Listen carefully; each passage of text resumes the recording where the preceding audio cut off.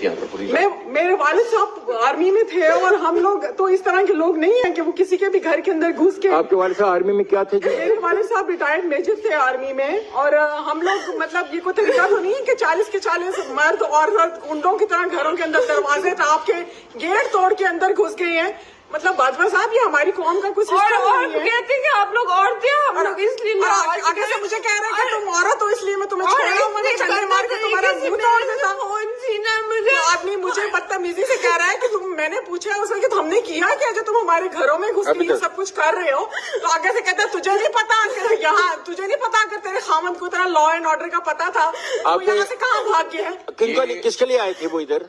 रेहान बिन जावेद साहब को पकड़ने के लिए आए थे, तो उन्होंने आके हम पे बदतमीजी की है, तशद्दुद की है, इतना मुझे मार के पूरे तरीके से मेरी बेटी को पूरे तरीके से थप्पड़ मारा है, इतने बुरे तरीके से फोन किया है।